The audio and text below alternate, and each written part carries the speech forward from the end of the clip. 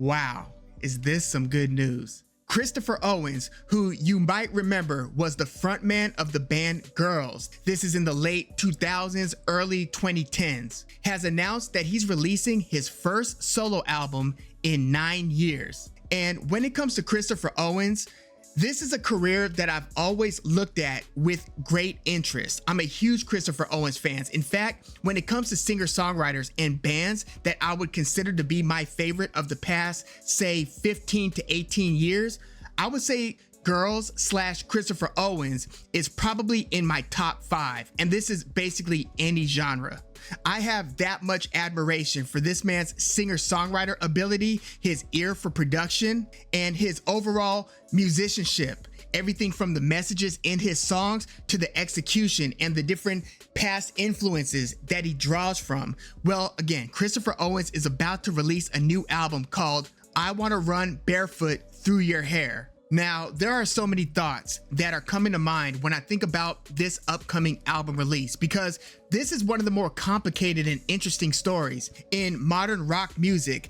You've got Christopher Owens' backstory, where his family was from the Children of God religious cult. So he grew up traveling everywhere from Asia to Europe, back to the States. So he was all over the place. In fact, he had a brother who died because the Children of God cult, from what I understand, doesn't believe in medical practices or medical intervention. You know who else is from that same cult? Jeremy Spencer. He was a former Fleetwood Mac member, and he abruptly left the band to join the Children of God. So that's where Christopher Owens comes from. Well, he ended up leaving, I believe it was Slovenia at a certain point, left with his sister to Amarillo, Texas. He meets this guy, Stanley Marsh III. Look him up. He was like a renowned philanthropist, businessman, a bit of a prankster. And Stanley Marsh puts him onto music and art. And Christopher Owens started, picking up musical influences from like the Everly Brothers. He learns to play the guitar. He wants to make it big in the art world. He ends up moving to San Francisco. He meets Ariel Pink, and he actually joins an early Ariel Pink band. Ariel Pink kind of becomes a bit of a musical mentor to Christopher Owens. Well, while in San Francisco, Christopher Owens meets Chet J.R. White. The two of them start this band called Girls. And in this band's music, they are just injecting the different influences that they've drawn over the years. Surf rock, indie rock, indie pop, classical R&B, Phil Spector era pop, psychedelic rock. And they, as Girls, released their debut album. It's called Album. This ends up being super critically renowned. It was one of those that get like 8 point something in Pitchfork, if not higher. And its Metacritic score, for instance, was great, where they take the different scores from different publications and they aggregate and they give you your Metacritic score. Album was very good in the year that it was released, 2009. And it kind of had like a garage rock, lo-fi, indie rock kind of sound. And at the time, people were likening Christopher Owens' vocal approach to Elvis Costello. And I always thought that that was pretty appropriate. I mean, you hear several different influences from, the Beach Boys to Roy Orbison, but I think that Elvis Costello, kind of hits it on the head. And the singles from this album called Album were Lust for Life and Laura. This was a really good album. It had this other song called Hellhole Rat Race. That was a really good one. The song Lauren Marie, another really good song. Very good album altogether. It also has a song called Curls, which we're gonna get back to. So now this band, Girls, is on the map, and the future's looking brighter than ever for Christopher Owens and this band. Well, then they released an EP, which actually might be my favorite Girls project. It was an EP called Broken Dreams Club. This is an excellent EP. Not only was it also rated very highly, but it's only like 6 songs. And if you look at the last song on the EP called Carolina, or if you look at the EP opener, the Oh So Protective one, I love that song. And also the song Substance.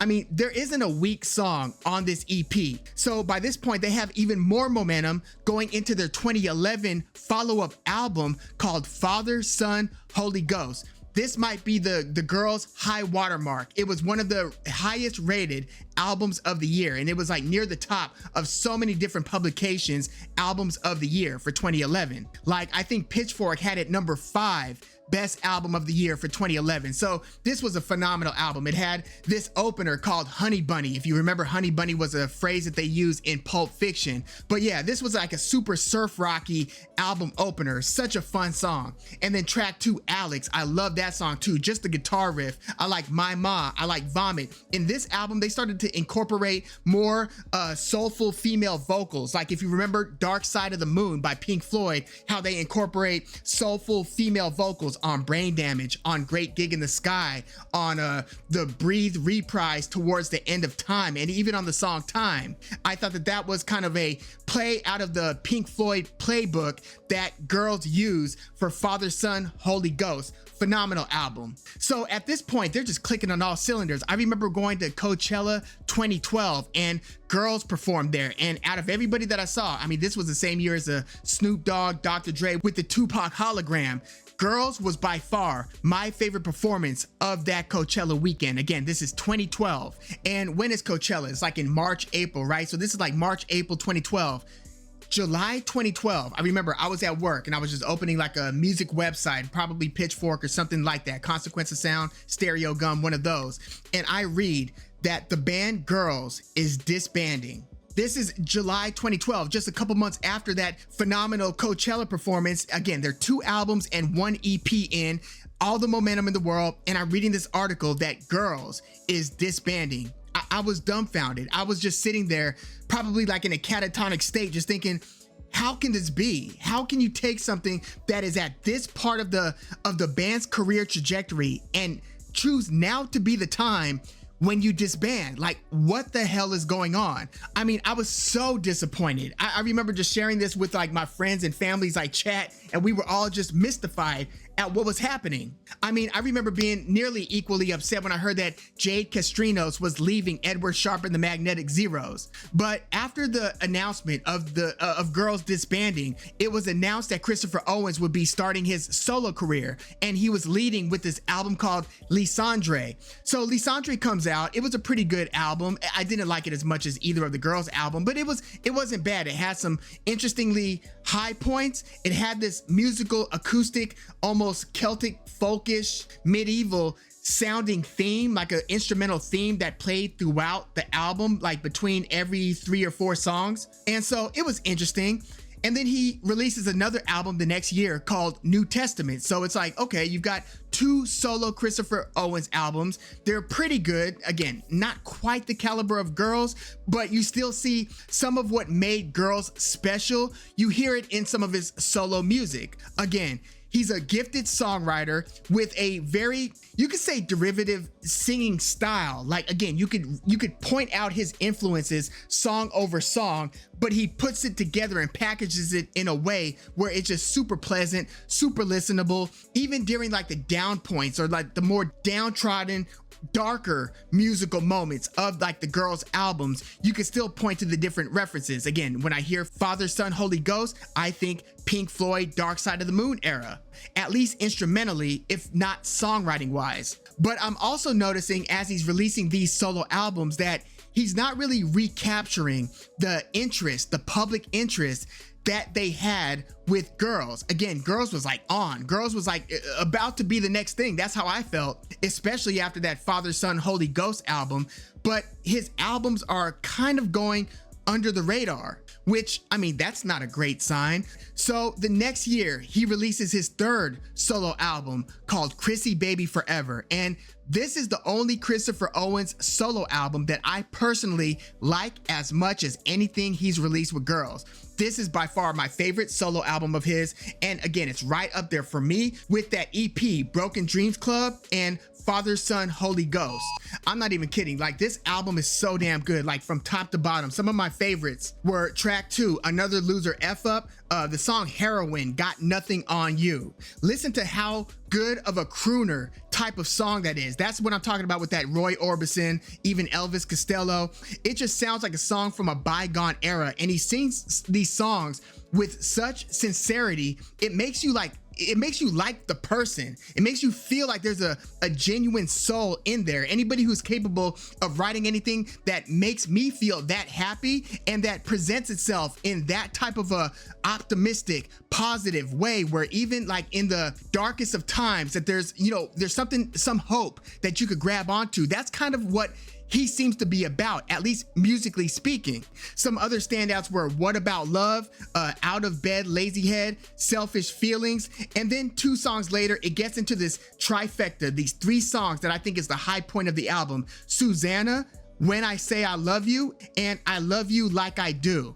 Those 3 songs, they are so powerful, and I remember just being enraptured by it when I would be on a road trip playing this album. I was just blown away. And you can listen to the song titles and tell that there's an optimistic edge to these songs. Now, musically, it was phenomenal, but this was the most under the radar release from Christopher Owens yet. So it's like, no matter how good he seems to be doing musically, he's just not regaining that same momentum that he had with Girls. So again, this album, Chrissybaby Forever, is 2015. A couple years go by.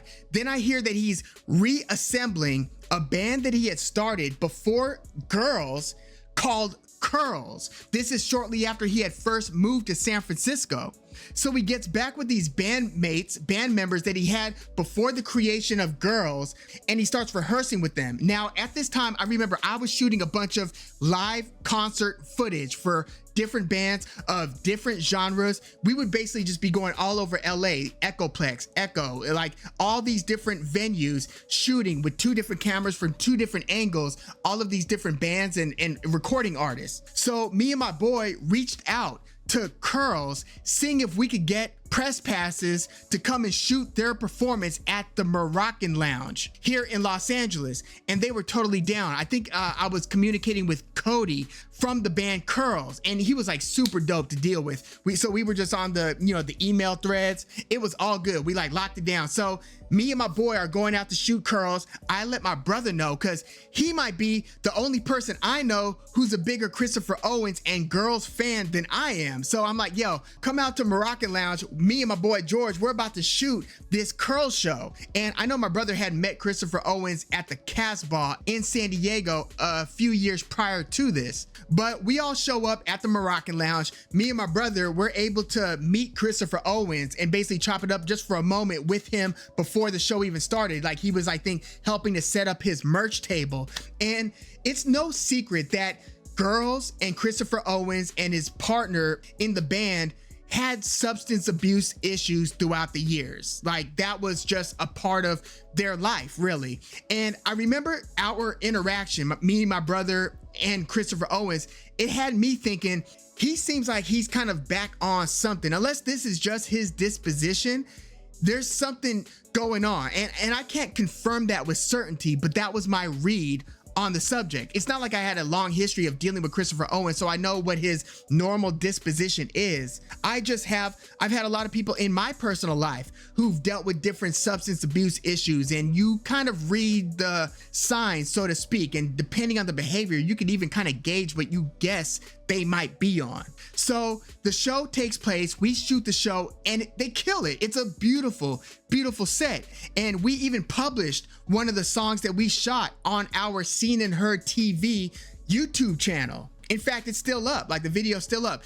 Phenomenal performance. The musicianship was on point. The songs were coming together really well, and I couldn't wait to hear what this band Curls was going to release. So shortly after this, they release an EP called Vanti, but then they disassemble and they break up. Curls breaks up. I remember reaching back out to the band Curls, just checking in, seeing how everything was going, and they hit me back saying, yo, the band disassembled. Like, we're not working with Christopher Owens anymore. I'm like, damn, just like that. So again, if you want to hear what Curls sounded like, you know, his post Girls and pre Girls, but his post Girls band Curls, check out their EP Vanti. It's pretty damn good. But this was like a short-lived reunion. But I was glad to have the opportunity to shoot a Christopher Owens performance, and shout out to the other band members of Curls. Very pleasant to work with. Well, a couple years pass, we get nothing from Christopher Owens. No solo album, no Curls, no Girls, no nothing. But in 2020,